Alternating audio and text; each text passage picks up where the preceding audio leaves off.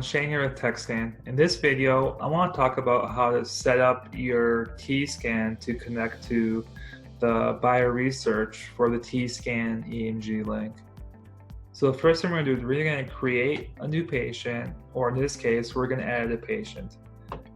And what I need to do here, so the most important step to connecting the Tekscan to the BioRESEARCH software is you have to have the patient ID.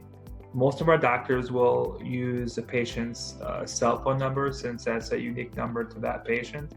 In this case, I'm just going to create a random number for this patient, and then I'm going to hit save. I'm going to get ready for a new recording, so I'm going to hit new scan. And then what's cool about when you enter a patient, whether it's on the Tekscan side or BioRESEARCH side, in this case Tekscan side, is that you don't have to enter that patient twice.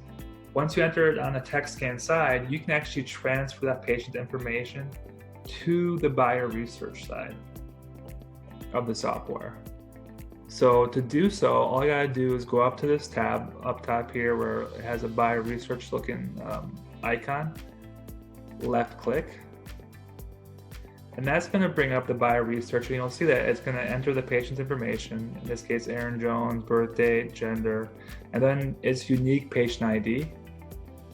Hit OK. Now to record the Tekscan and the BioRESEARCH software together, you're going to operate the same way that you would if you were just recording a Tekscan recording, is that you would press the red button on the Tekscan handle.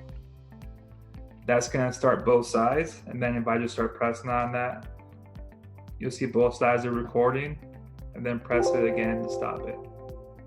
So that's how simple it is to set up a patient, link the T-scan software to the BioRESEARCH software, and record. If you have any questions, let us know.